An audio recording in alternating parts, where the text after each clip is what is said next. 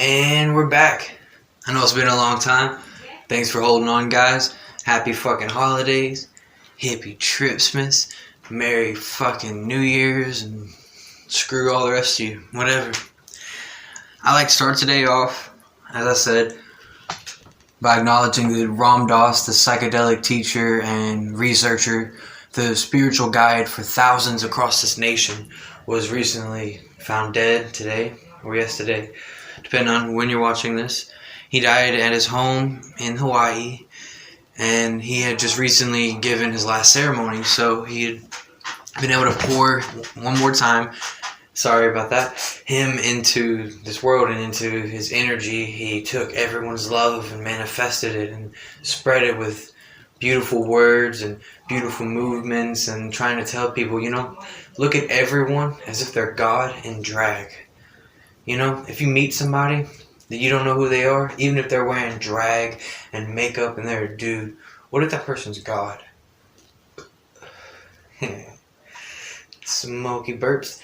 So treat that person with the respect that you would and just love everybody. The golden rule, treat everybody how you would like to be treated. The platinum, treat people as if they were you living another life, and just maybe they had a harder upbringing, maybe they had it easier, but maybe because they had it so easy they never went through anything, so the first time they ever go through something that you've gone through daily, it fucks them up. Just treat each other better. Don't go out and fist fight and kick each other in the head and be stupid about shit unless you're doing it for money. Speaking of which, we had that Rico and Badr Hari 2, Rico Verhoeven kickboxing match recently, and it ended once again in some controversial injury, and you can't see two of the greatest kickboxers of all time, certainly heavyweight, go at it and actually have a clean battle up until fucking Badr Hari tried that weird spinning kick. He was winning the fight mostly, and then he tried something and he hurt his ankle or his leg and he screwed his shit up. Last time he hurt his arm, and it's just a continuing bullshit. I'm not sure if they're going to try to book the fight sometime next year. But speaking of next year and fights that are coming up, you got Conor McGregor, that little Irish bastard, making his return. It's going to be fighting against Cowboy Cerrone, January 18th. And, man, Darren Till's trying to get on that fight card as well. That'd be interesting if him and Robert Whittaker fought, because Till just recently had that great fight against Kelvin Gastelum where he proved, stepping up in weight, that being as big as he is, he's able to handle the powers of people that hit with fucking ferocity of the middleweights. And based on everything that it seems, it's like Kelvin is probably going to fight the loser of the Whittaker and Till fight. And it might be Till again. That was a close fight for a while, It was a good fight, though. He dispatched him. I was proud. Fucking Israel Adesanya, he might fight the winner of Whittaker versus fucking Darren Till. And I think that Adesanya versus Till is a very intriguing matchup. Whittaker versus Adesanya too, that is as well. But Till being a striker and with Stylebender being a striker, you're going to see two different worlds clash that are among the same element and in the same realm. But you're going to have somebody that likes to stand, get in your face, smash you with elbows, and somebody that likes to tag you and be elusive and do some slip, some fucking ninja kicks and shit that Stylebender does. So you're going to have somebody that's going to smash and somebody that's going to use precision and finesse.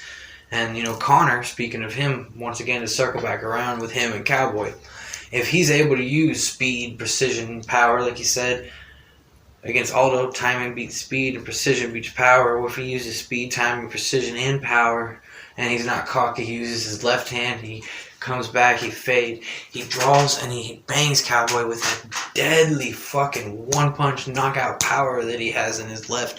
I don't think he's going to fold him, because Cowboy's been knocked out a few times.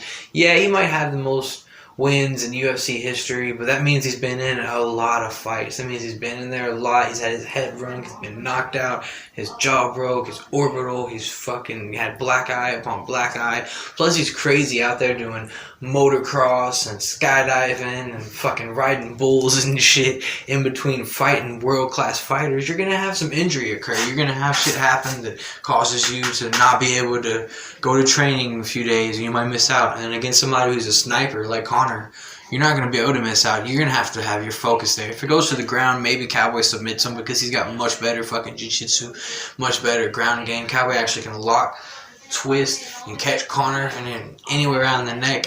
And I'm not hating on Conor, but he usually generally gives if you take his neck. Conor doesn't like someone to have control of him like that. And I don't either, man, but at that level, it's a whole different ballgame. You know what I'm saying?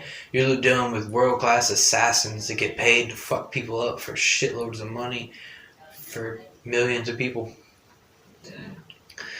Speaking of millions, the day or two after I heard about the fight being on sale, I looked it up, and dude, it's already sold out. $10 million fucking dollars worth of tickets. $10 million sold out. And the fight's not even for a month from now. That's the power of Conor McGregor. That's the star power drawing in. You know, they're going to have that. And I think that if Conor wins, he might also get a title shot against the winner of Tony Ferguson versus Khabib Nurmagomedov. But if fucking Khabib gets him, dude, it's going to be the same thing as last time, I think. Yeah, Conor has a possibility of winning, but I don't think his ground game's strong enough to beat Khabib. If anybody's it'd be El Cocoy. It'd be Tony Ferguson, the fucking boogeyman. But on the ground, Tony's so wild and he's so crazy, but he's slick with his jiu-jitsu. He's got that 10th Planet style, but he's got his own thing. He's doing Wing Chun when he's standing and throwing fucking Ong Bak Muay Thai type shit. I don't know, man. It's a hard fight to figure out. But I think if it goes to the ground and Khabib's on top, if Tony's not in his guard, because Tony's wicked off of his back, then Khabib could potentially win it. And if it stays standing, you know, Tony's got the advantage there. But can he close that distance? And is he willing to close that distance? Does he want to go to the ground with Khabib? Because if Tony wants to go to the ground, he's going to come in close and he's going to be in Khabib's face. He's going to be hitting him. He's going to be elbowing him. He's going to be doing what he does, cutting him up and shit. If he doesn't want to be on the ground, he's going to play a distance game. If he plays a distance game, yeah, he's going to be safe. He's going to be able to stay back. But for how long? Because Khabib's going to take you down. He's going to try 150 times if he has to. You know, it's not going to be one shot, maybe two. It's going to be relentless. Over, fucking non-stop. It's like this. It never stops until it's over, until it's all gone, until time runs out. Yeah, you also have the possibility of if Conor wins, he can move up too. You know, he can fight the winner of what I think they're going to have next for the welterweight strap, the baddest motherfucker, Jorge Masvidal, versus Kamaru Usman, the first African-born UFC champion ever. Yeah, man. And now you got, you know, fucking Israel Adesanya, stylebender. He's also African. Plus they got Francis Ngannou in heavyweight, and that's a nightmare for everybody. But when it comes to Kamaru versus Jorge, I think that if it stays standing, fuck that pin, then Masvidal takes it. I think if it stays standing, Masvidal, he's able to close the distance. He's able to use better striking, better timing. He's able to come in there and really get it going. He's able to get Kamaru out of there.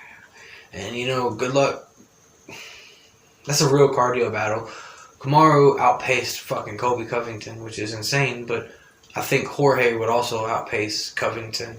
And he hits a lot harder, a lot cleaner. He's a lot more versatile with his attacks. He's not these peppering shots that aren't really doing a lot, but they're just hitting you a lot over and over. You don't know where he's fucking digging. He's going to put in work to the body. Kamaru's going to put in work to the body. That's an interesting fight.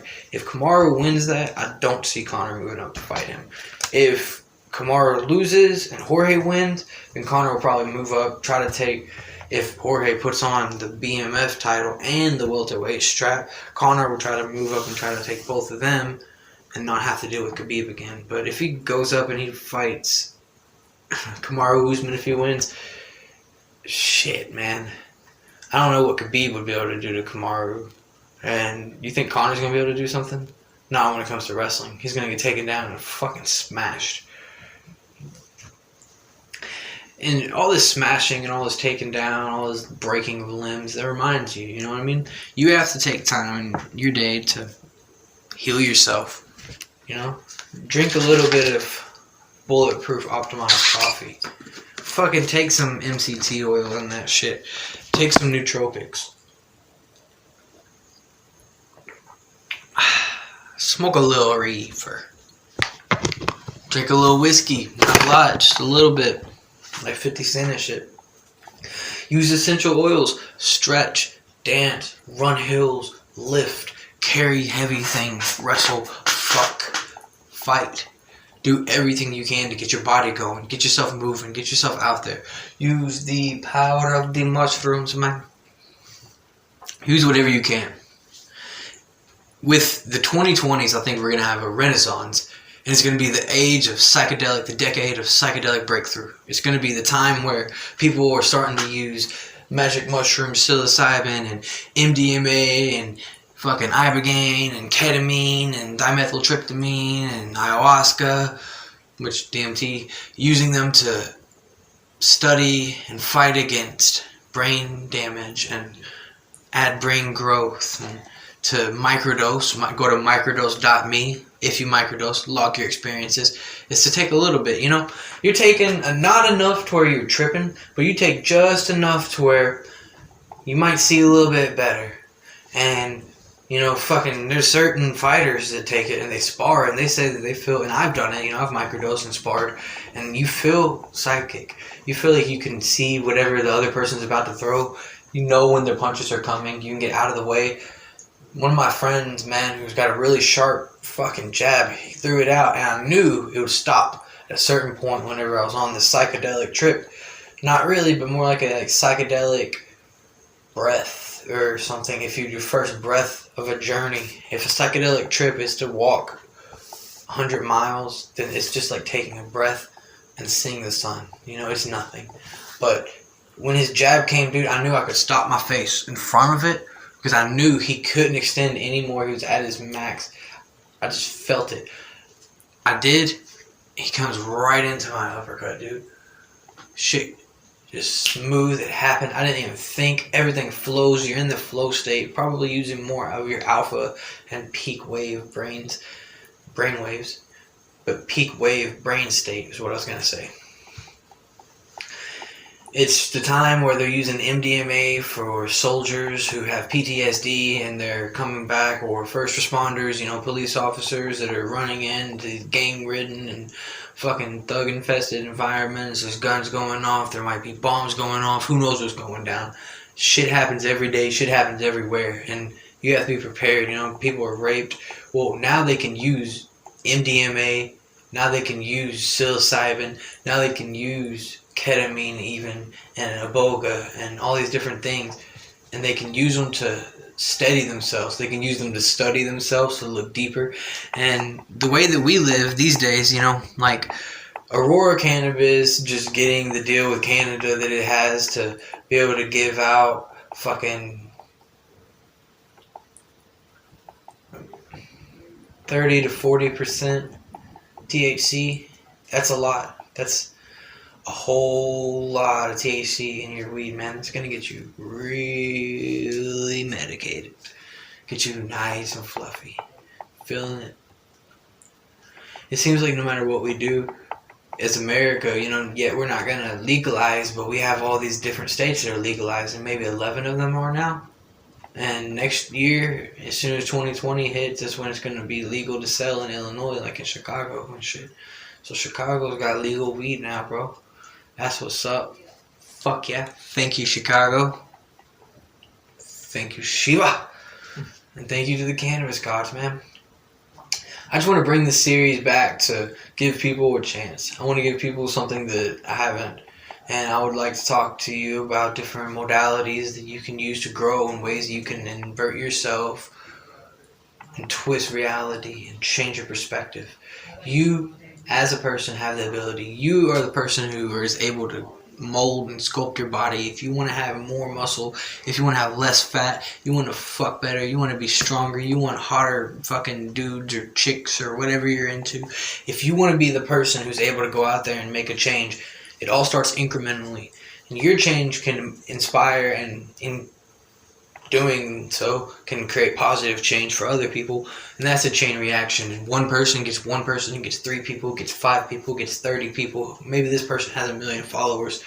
Maybe they wouldn't have learned about it if 6 people before them didn't. You know what I mean? And now 1 million people just learned about it. Or at least several 100,000 that saw the fucking first post that they did. Can't even talk. The fucking first post that they did. Got that cotton mouth, son. But look,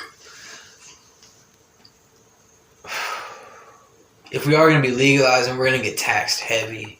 And that's okay. You know, it's not going to stop the black market. It's not going to stop certain people from going ahead and getting what they need to get from people they need to get it from without paying out the ass for it.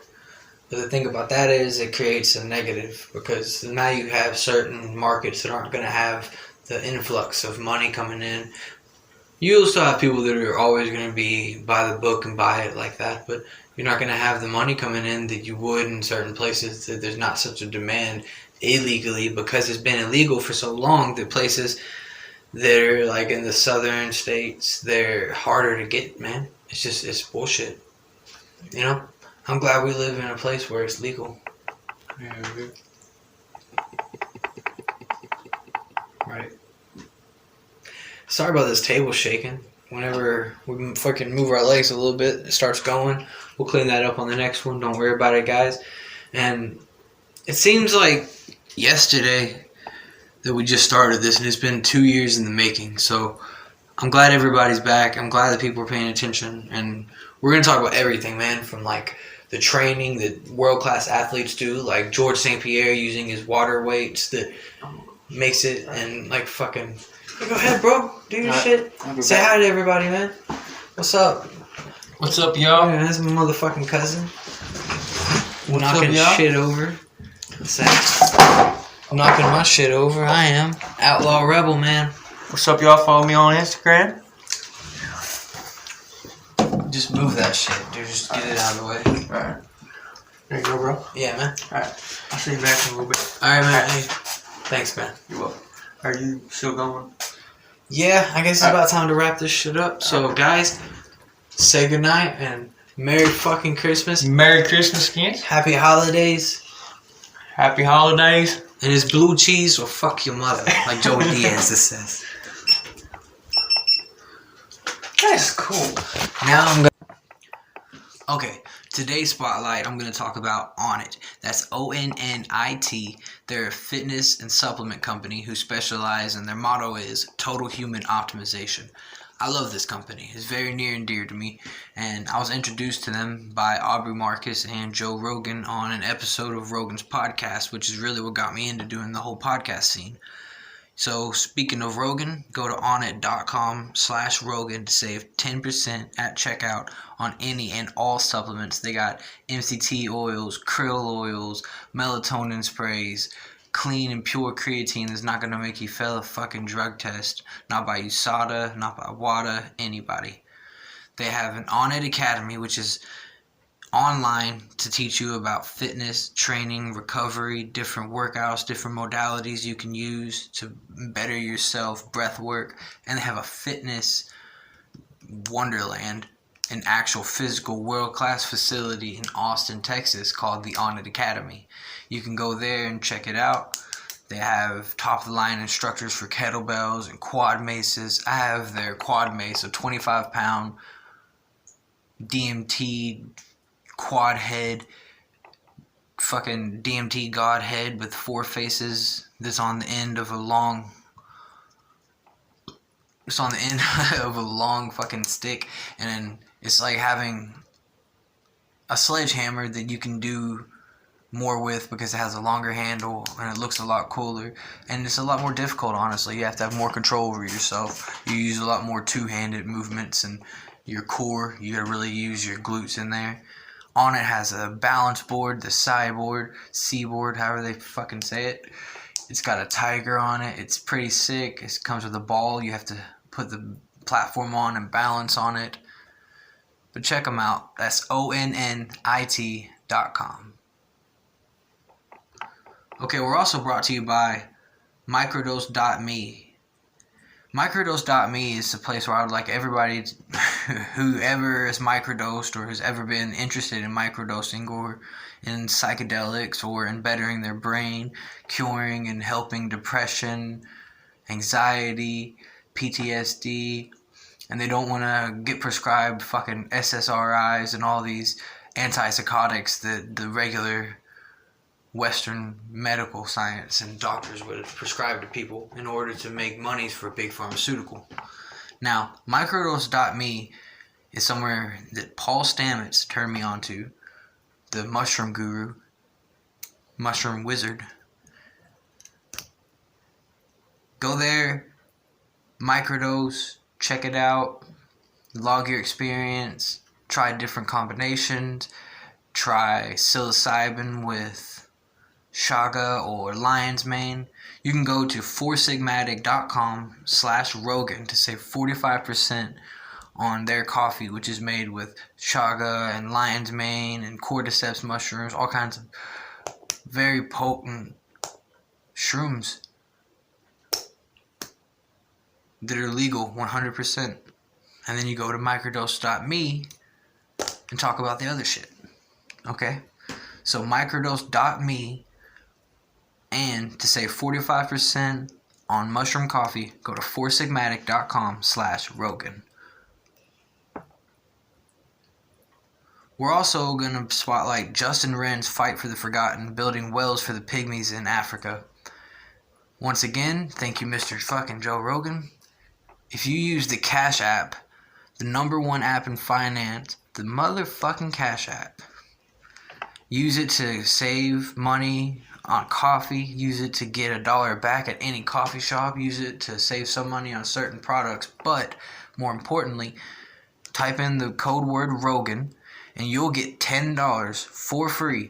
But more importantly, they'll send $10 to Justin Wren's Fight for the Forgotten, where they've already raised thousands of dollars to help build several wells for the pygmies in fucking Australia and Africa, pardon me, for MMA fighter and saint of a person, fucking angel, Justin Wren. Go to fightfortheforgotten.com, check it out. And remember, download the Cash App, use the code word Rogan to get $10 for you and $10 for Justin Wren's Fight for the Forgotten. Let's get some people water that really need it. Water is one of the most important things of life. You need water to grow, you need water to live, you need water to shower, to drink, you need water to be clean. Not everybody has it as easy as we do, as easy as most do. If you're listening to this right now and you have a device, you're not struggling for water more than likely. So guys, check it out. Justin Wren's Fight for the Forgotten.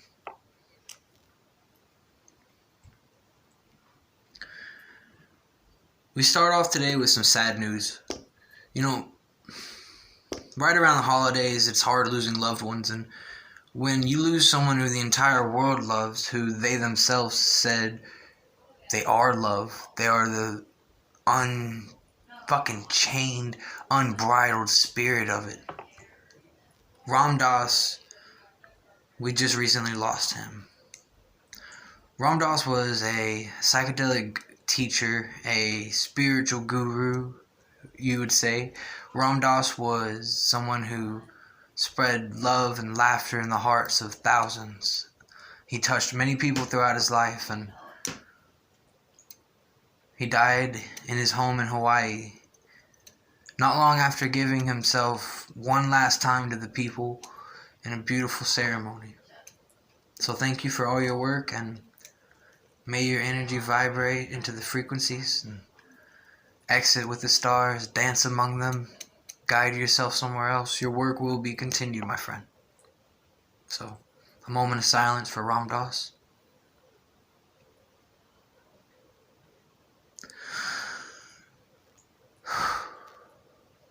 And we'll blow out a candle. On a happier note that Ram Dass would be very proud of, Aurora Cannabis are beginning to roll out their Cannabis 2.0 for Canada's weed market.